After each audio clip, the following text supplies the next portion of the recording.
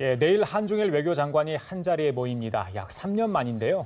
우리나라의 적극적 중재로 어렵게 성사된 삼국 외교장관 회의인 만큼 성과가 있어야 할 텐데 회의를 목전에 두고 갈등이 불거진 사드 배치 문제 등 외교 현안이 논의될지 주목됩니다. 예, 관련 내용 외교 전문가 두 분과 함께 짚어보도록 하겠습니다. 김효수 성신여대 국제정치학전공 교수 그리고 김근식 경남대 정치외교학과 교수 나오셨습니다. 안녕하십니까? 어서 오세요. 안녕하세요. 이제 한중일 외교장관 회의 내일 드디어 열립니다. 네. 좀 그동안 우여곡절이 굉장히 많지 않았습니까? 약 3년 만에 열리게 되는데 중국, 일본 외교장관 참 함께 만나기 정말 어려운 것 같습니다. 그동안 우여곡절이 좀 많이 있었죠, 교수님? 예, 그 한중일 간의 외교 분야에 이렇게 만나는 채널이 크게 보면 세 가지가 있어요. 예, 예. 하나는 이제 차관복급 회의라는 게 있고요. 예. 이제 하나는 외교장관 회담, 이제 내일 우리가 하도록 돼 있는 거예요. 예. 마지막 하나가 이제 최고 높은 이제 회담이라고 볼 수 있는데 그것이 이제 삼국 간 정상회담이라고 예, 볼 예. 수 있겠죠. 그런데 이것이 이제 좀 전에 말씀하신 것처럼 차관보 회의는 이번 11일 날 있었고요. 예, 예. 외교장관 회담은 이제 내일 있게 되고 정상회담은 아직까지 없는데 예. 정상회담도 지금 안 열린 지가 3년이 넘었고요. 외교장관 회담도 이제 지금 이제 3년 만에 열리게 되는데 그렇습니다. 사실상 그 2007년부터 매년 열렸거든요. 예. 그런데 2012년에 열리고 난 뒤 지금까지 못 연 이유는 2012년도 9월 달에 아주 중요한 사건이 하나 일어납니다. 그게 바로 일본이 센카쿠 제도, 중국의 따오이따오라고 하는 거 있죠. 예. 네. 그것을 국유화합니다. 그걸 국유화하니까 중국이 바로 거기에 대해서 영해 기선을 선포해요. 예, 예. 그래서 이제 그때부터 사실상 영토 분쟁, 그리고 역사 논쟁, 예. 역사 분쟁, 그다음에 신사참배 문제하고 같이 결부가 돼가지고 예. 한미일 삼국 외무부 장관 회담과 한미일 삼국 정상회담이 지금까지 못 열렸던 거죠. 그런데 이제 대통령께서 작년 11월 달이죠. 11월 달에 아시안 플러스 3 정상회의에 가서 예. 가능하면 좀 빨리 이런 맞습니다. 회담이 열렸으면 좋겠다라고 하니까 우리 외무부 장관이 굉장히 고생을 많이 했다라고 봐야죠. 그래서 일본 외무부 장관, 뭐 중국의 외무부 장관 그들을 설득하느라고 시간이 꽤 좀 걸렸습니다. 네. 예, 예. 말씀처럼 어렵게 성사된 회의인 만큼 어떤 성과가 좀 있어야 할 텐데요. 어떤 내용들이 의제로 오를까요? 우선 지금 말씀하신 대로 이 한중일 외교장관회의는 한중일 삼국 정상회의를 지금 정상화하기 위한 논의를 하는 것이 주 목적입니다. 그러니까 한중일 삼국 정상이 매년 한 번씩 2008년부터 이렇게 모였었는데 예, 예. 이게 이제 말씀하신 대로 2012년 이후로는 안 열렸어요. 중국과 일본의 갈등도 있었고 또 우리 한국과 일본의 갈등도 있었기 때문에 예, 서로 예. 마주하기가 싫었던 거죠. 예. 이러저러한 문제로 이제 정상회담이 안 열렸는데 작년에 박근혜 대통령이 그러면 일본 아베하고 직접 만나는 정상회담은 부담스럽지만 한중일 삼국이 만나는 것은 우리가 오히려 좀 유리한 입장에서 일본 압박할 수 있는 효과도 있기 때문에 예. 정상회담을 하자고 했던 거고 그 삼국 정상회담을 논의하기 위한 외교장관 회의입니다. 그러니까 아마 내일 주된 의제는 그 삼국 정상회담을 어떻게 어떤 방식으로 어떤 의제를 가지고 논의할 것인지를 실무적으로 타결할 것 같고요. 예. 다만 그런데 이제 어차피 시국인 만큼 네. 중국이 또 한국에 왔으니 관심사항이 있을 거고요. 또 우리는 한국도 일본에게 또 관심사항이 있는 거 아니겠습니까? 예, 예. 그래서 한중일 삼국 외교장관이 모여서 구체적인 실무는 정상회담 논의를 하겠지만 네. 현안들에 대해서는 말을 안 하고 갈 수는 없다고 생각합니다. 그래서 그렇죠. 아마 대부분의 현안들은 뭐 깊숙한 논의는 아니겠지만 그래도 발언 좀 하지 않을까 생각이 듭니다. 네. 삼국 정상회담이 논의가 된다면 뭐 개최될 가능성도 크다고 보시나요? 그렇습니다. 삼국 정상회담은 일단 박근혜 대통령하고 시진핑 주석이 하기로 약속을 했고요. 예. 아베도 그렇다면 할 수 있다는 입장이어서 아마 정상들의 의지는 확인이 됐기 때문에 예. 구체적인 실무 절차를 지금 논의할 것으로 보입니다. 그래요, 알겠습니다. 자, 3자 회담을 하게 되고 또 한중 한일 외교장관도 만나고 한다는데 물론 이제 다 만나면 외교 현안들 막 서로 다 이야기할 거 아닙니까? 또 서로 관계된 게 너무 많기 때문에 그런데 시점이 시점 아니겠어요? 사드와 또 AIIB 문제. 자, 저희들이 어떤 이야기를 좀 나누어야 될지 좀 자세히 좀 짚어보도록 하겠습니다. 먼저 중국 왕이 부장 사드 얘기 꺼낼까요? 꺼낸다라고 봐야죠. 사실은요, 11일 날 좀 전에 제가 말씀드렸다시피 삼국 차관복급 회의를 하면서 예. 외교부 장관 회담할 때 의제들이 다 조율이 됐거든요. 예, 예. 그 의제 조율된 게 핵심 내용이 삼국의 협력 문제 평가 한번 해보고 어떻게 예. 앞으로도 협력을 해 나갈 건가, 정상회담에 대해서는 어떻게 할 건가. 예. 그다음에 이제 IS를 포함해서 국제 정세가 있는데 여기에 대해서 논의를 해보자. 여기로 끝났어요. 그런데 지금 말씀하신 것처럼 그러면은 전혀 지금 사드 문제나 AIB 문제는 얘기 안 할 거냐 하는 거죠. 네. 그런데 이번 회담이요, 크게 보면은 두 가지 트랙으로 갑니다. 하나는 한중일 삼국 외교부 장관이 모여서 하는 회담이 있고요. 예. 삼국 외교부 장관 회담 하기 이전에 각각 두 나라 간 그 양국 외교부 장관 회담이 있어요. 예, 예. 그 외교부 장관 회담을 할 때 제가 볼 때는 삼국 외교부 장관 회담할 때는 왕이 부장이 아무 말 안 하겠지만 그렇죠. 한중 외교부 장관 회담할 때는 이 그 왕이 외교부장이 네. 충분히 예. 사드 문제나 AIB 문제를 꺼낼 수 있다고 저는 생각합니다. 아, 예. 자, 저기 지금 유전차오 차관보 와가지고 이미 네. 좀 포석을 깔았잖아요. 그렇습니다. 공개적으로 하지 뭐 배치하지 말아라 예, 예. 이야기 하지 않았어요. 예. 제가 볼 때도 분명히 뭐 왕이 부장과 우리 윤병서 장관이 양자 회동이 있기 때문에 양자 회동에서는 당연히 관심사항으로 이야기를 할 것 같고요. 그다음에 중국이라는 나라가 외교적으로 그렇습니다.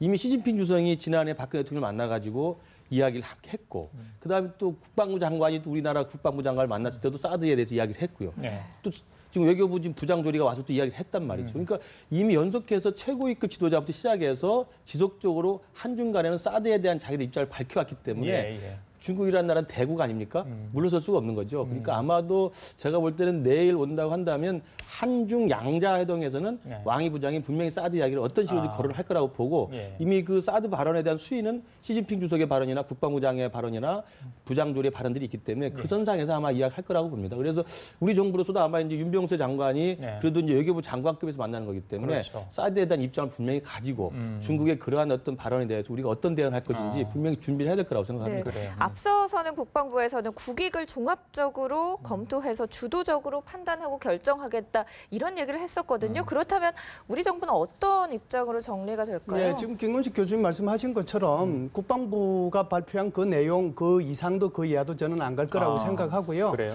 그래서 이거 정책 결정은 한국 정부의 몫이다라고 하는 거고요. 예. 주변 국가가 사드 배치에 대해서 얘기할 수는 있지만 결정에 영향력을 행사하려고 하지 말아라 하는 그 부분은 뭐 확실하게 얘기할 거라고 봅니다. 예, 단 예.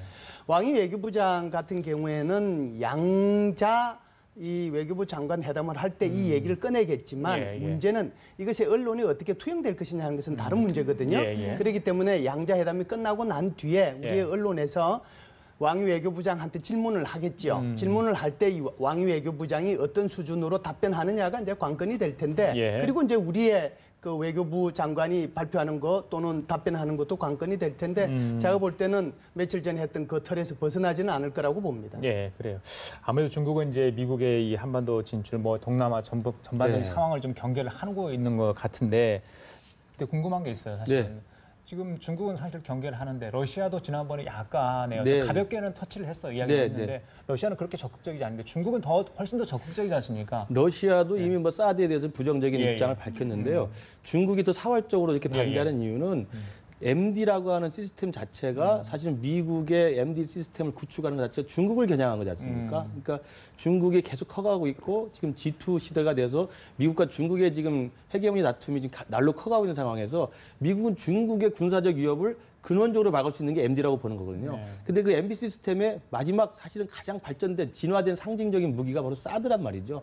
그 사드가 그러니까 바로 중국 코앞에 배치되는 것이기 때문에 예, 예. 중국으로서는 뭐 당장에 뭐 자기 국가 이익이라고 지금 생각하면서 지금 압박을 하고 있는 것이고요. 러시아는 이제 그와 비한다면 중국과 러시아의 동맹 관계가 있고 네. 또 러시아 역시도 푸틴 체제 이후에는 지금 미국에 대해서 굉장히 사이가 안 좋기 때문에 네. 러시아는 중국의 편을 든다는 의미에서 사드를 반대하는 것이지 예. 중국처럼 군사적인 자기의 어떤 이해관계가 바로 걸린 그런 식의 전략적 반대는 아니라고 생각을 합니다. 그러네요. 네. 그 사드 배치와 관련한 협의가 4월부터 시작될 것으로 예상되지만 일단 우리 정부는 그 배치와 관련해서 아직 미국 측과 어떤 협의 일정도 잡지 않았다라는 의견을 내놨는데요. 그 한 개 포대 설치 비용이 1조에서 2조 정도 네. 든다고 합니다. 그렇다면 만약에 논의가 시작된다면 우리가 비용을 얼마나 부담할지 또 어떤 지역에 어떤 시기에 또 배치를 해야 될지 그 예. 부분을 조율을 해 가야 될 것 같은데요. 우리도 내야 되는 건지. 네, 예. 앞으로도 협의를 해야 되겠지만요. 제가 지금 우리 국방부 장관이신 한민구 장관께서 처음 장관이 되고 난 뒤에 어느 언론에 나가가지고 인터뷰한 내용이 있습니다. 네. 사드 배치에 대해서 어떻게 생각하느냐라고 물었을 때 예. 국방부 장관은 이렇게 얘기했습니다. 안보적인 관점에서만 본다면 사드 배치는 한국 안보에 꼭 필요하다라고 얘기를 했어요. 예, 예. 저는 이제 그 말의 의미를 이렇게 해석을 했습니다. 아, 이것은 주한미군이 자신들의 지역 내에 예. 주한미군 기지에 배치하는 거구나. 자신들의 돈으로. 그런데요. 한참 있다가 이제 아주 최근 거를 얘기를 하면 예.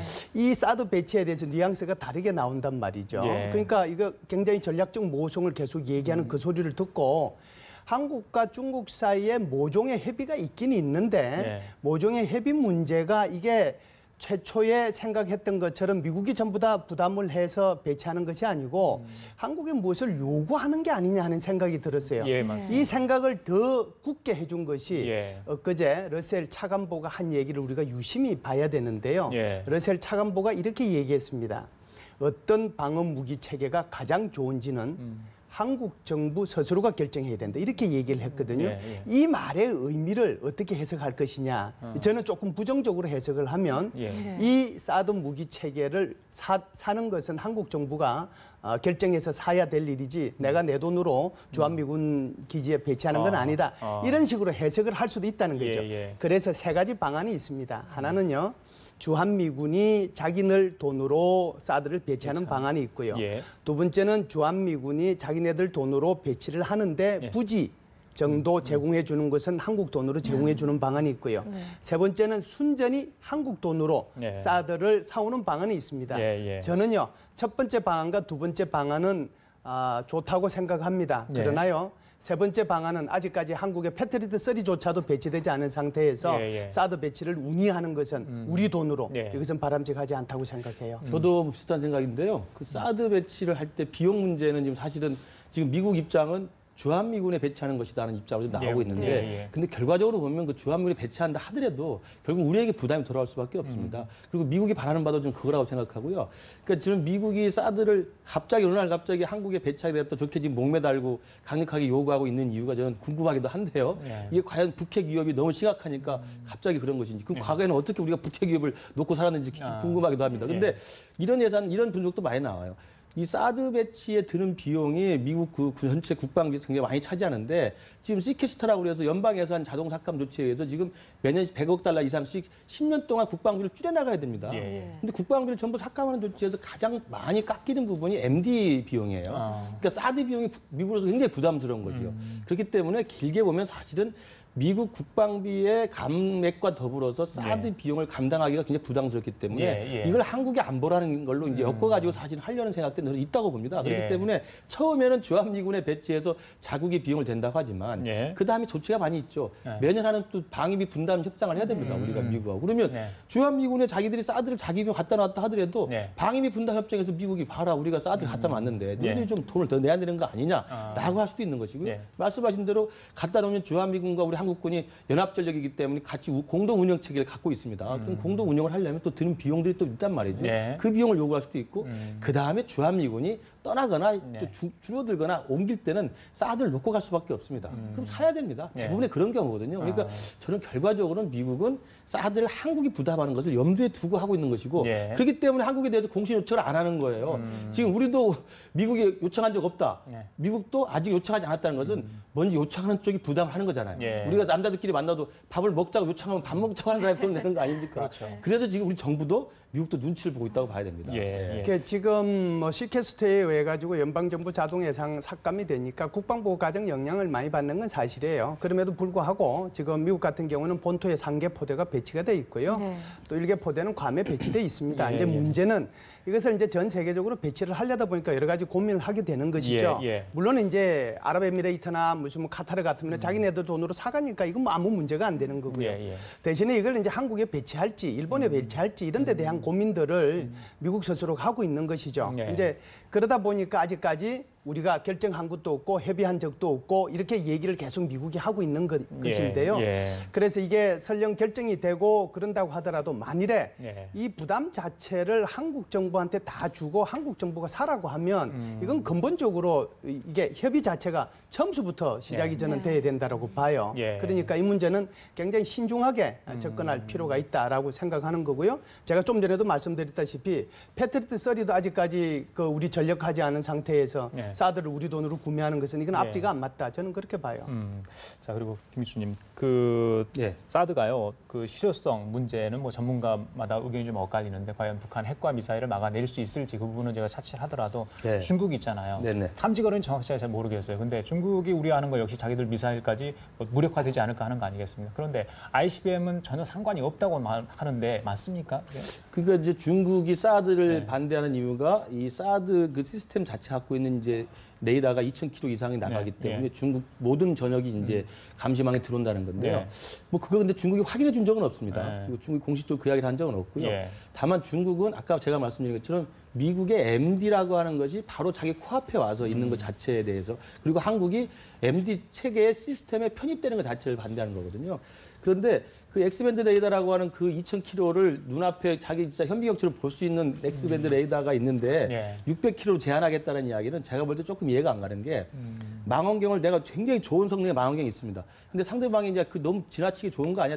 그럼 옆집 사람을 다 볼 수 있잖아. 알았어? 그럼 요만큼만 볼게 하는 거예요. 그럼 충분히 볼 수 있는데도 요만큼만 본다는 건 사실 다 볼 수 있는 겁니다. 그러니까 그것이 2,000km 볼 수 있는데 600km만 보겠다고 그래서 중국의 그 어떤 우려가 불식되는 건 전혀 아닙니다. 그 기술적인 문제 저는 그렇게 되는 건 아니라고 봅니다. 이 부분은 천상 좀 기술적인 문제라 네. 이건 좀 말씀을 드려야 되는데요. 말씀하세요. 지금은 이제 김건식 교수님 말씀하신 것은 전진 배치용, 그러니까 엑스밴드 레이더고요. 그런데 이게 종말 단계용은요 다릅니다. 우리가 자동차에 그 옵션 넣듯이 이런 게 다 다르거든요. 그래서 종말 단계용으로 되면 자동으로 600km밖에 안 돼요. 그리고 이제 이거 가지고 자꾸만 얘기가 되고 있는데 일본에는 지금 2,000km 볼 수 있는 엑스밴드 레이더 2대가 들어가 있어요. 한국에 지금 대구에도 있고 또 어느 지역에도 있는 그린파인 레이더라는 게 있거든요. 이건요 800km 보고 있어요 지금도. 그리고 우리 이지스함에서도 1,000km 볼 수 있는 스파이 아이디라고 하는 레이더가 있어요. 근데 지금 중국 이것 가지고 시비 거는 것은 말도 안 되는 얘기예요.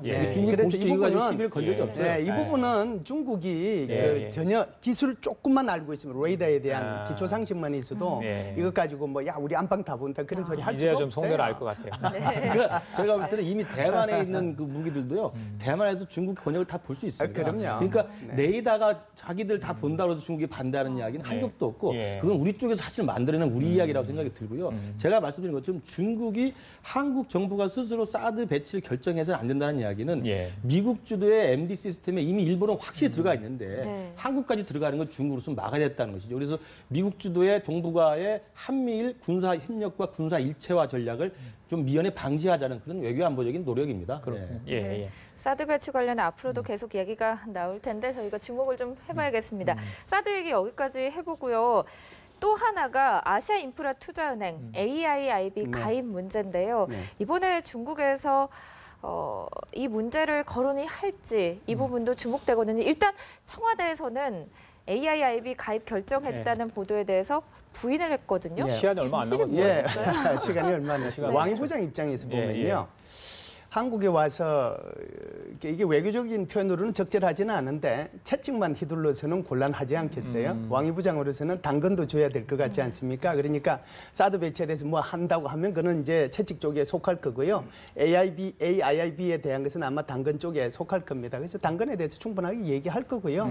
청와대에서는 아직까지 최종적으로 결정 안 했다는 것은 최종적으로 지금 중국하고 협의하면서 우리가 더 얻을 수 있는 게 뭔가를 저는 고민하고 있다라고 봐요. 그런데 이런 고민이 굉장히 좀 덜어질 수 있었던 것이요. 아까 이게 최초의 보도에 나갔던 것처럼 사실상 미국 편에 가 있었던 영국, 프랑스, 독일, 그다음에 이태리가 AIIB에 가입을 하잖아요. 그러니까 한국이 결정하는데 훨씬 더 어깨의 부담은 줄어들었습니다. 그래서 제가 볼 때는 중국으로부터 예를 들어서 지분, 얼마만큼 한국한테 지분을 줄 건가, 얼마만큼 투명성을 더 확보할 건가, 그런 것들에 대한 어느 정도 양해만 이루어진다면 한국의 AIIB 가입은 바람직하다라고 보고요. 청와대가 지금까지 부인하고 있는 것도 현재는 잘하고 있는 걸로 보고 내일 왕이 부장 왔을 때 청와대에서 박근혜 대통령이 선물 줄 수 있는 거 있잖아요. 그때 선물 주면 되잖아요. 그러니까 조금 기다리시는 게 좋을 것 같습니다. 그래요. 자, 교수님 그리고 자, 3국 외교장들 모였는데 뭐 정상회담 얘기도 하겠지만 저는 궁금한 게 북한 얘기 할까요? 한중일 3국 외무장관이 가장 무난하게 서로 이견 없이 할 수 있는 이야기가 북한 얘기일 겁니다. 그래서 북한의 비핵화라든지 북한의 어떤 이 군사적 도발에 대한 우려라든지 기존 입장체 확인하는 그렇습니다. 정도? 그러니까 일본 외무장관도 마찬가지고 우리도 마찬가지고 중국도 마찬가지고 가장 쉽게 모두가 동의할 수 있는 게 바로 북한 이슈이기 때문에 북한에 대한 전체적인 정책 조율은 큰 이견이 없지 않겠습니까? 그래서 아마 북한에 대한 원칙적이고 일반론적인 합의나 성명이 나올 가능성이 크다고 보고요. 그런 뜻에서 이제 사실은 북한 이야기를 하고 그다음에 제가 말씀드린 것처럼 삼국 정상회의에 대한 이제 의견 조율을 하는 것이 가장 크고 그러나 아까 말씀드린 이제 양국 간의 현안들 문제는 조금씩 아마 파열음이 나올 가능성이 있다고 봅니다. AIIB 지금 우리 김 교수님 말씀하신 게 좀 덧붙이면 저는 만약에 우리가 중국에 대해서 사드라고 하는 압박을 AIB로 어떻게 좀 해볼 수 있지 않나라는 그런 생각들 많이 해봤습니다만 예. 그러려면 사실 타이밍을 놓쳤다고 봐요. 예. 하려면 진작 했어야 이게 생색도 내고 그러는 예, 것이지 예. 이미 나 영국까지 들어온다고 막 하는 마당에 알았어 그럼 나도 갈게 그러면 이제 들어오는 것 자체가 한국이 큰 당근이 안 되는 것 같아요. 그러니까 저는 만약에 박근혜 정부가 사드에 대한 중국의 어떤 그 외교적 압박에 우리가 AIB라는 카드를 진작부터 쓸 거였으면 저는 애초부터 굉장히 일찍 서둘러서 그리고 적극적으로 AIB에 우리가 좀 주도적으로 들어간다는 모습을 보이면 중국에게 큰 우리가 영향력 행사가 있었는데 지금이 와서는 이제 사실은 거의 다 판이 끝나가는 무대 아닙니까? 이런 상황에서 우리가 밀려서 가기 때문에 저는 AIB는 사실 그 자체로는 지금 중국한테 큰 제가 볼 때 외교적 카드가 되지 않는다고 보고요. 저는 그래서 사드와 AIB가 항상 이게 지금 뭐 서로 주고받기용으로 이야기 됩니다만 예, 예. 저는 이런 생각까지 해봅니다. 워낙 복잡한 문제고 참 난처한 문제에서 네. 중국이 원하는 AIB하고 미국이 원하는 사드를 두 나라가 좀 협의해서 했으면 좋겠어요. 왜 한국을 위해서 그러니까요. 못 사게 굽니까? 예, 그래서 예. 저는 오히려 미중 사이에 국무장관회의나 미중 사이에 그 정상급 회의에서 그 두 논의를 자기들끼리 좀 먼저 좀 조율을 하는 것이 우리한테 좀 낫지 않겠나 생각도 해봅니다. 예, 알겠습니다. 예, 그만큼 뭐 이게 외교가 시간이 어려운- 없어서 예. 얘기 오래 못할 것 같은데 10초만, 제 10초만 제 교수님. 생각은 조금 다르긴 한데요. 한국이 주체적으로 결정해야죠. 예. 그리고 AIB 문제도 이렇게 좀 늦게 둠으로써 사실상 차관보 회의도 한 거고 외교부 장관 회담도 할 수 있는 거고 내일 청와대도 방문할 수 있는 거거든요. 그래서 하나의 문제만 가지고 이렇게 생각을 하면 쉽게 볼 수 있지만 좀 이렇게 복잡하게 보면 그 복잡한 방정식대로 또 살아야 되지 않겠느냐 생각을 예, 해요. 그리고 예. 교수님 짧게요. 예. 저기 한일 관계 네. 외교장관들 만나잖아요. 예. 지금 아베 총리 미국 상하원 합동연설회 일본 예. 총리로 처음으로 한다고 그래요. 네네. 그렇다 보니까 우리 외교 좀 제대로 하고 있는가 벌써 또 그런 지적이 나오는데 네. 어떻게 보십니까? 그런 지적할 필요 없어요. 그래요? 왜 네. 그러냐면 네. 일본은 저는 이제 4월 달에 아베 총리가 일본에 간다고 했을 때 네. 상하원에서 연설할 기회가 주어질 수 있을 것이라는 생각을 했어요. 아. 왜 그러냐면 이번에 가면요.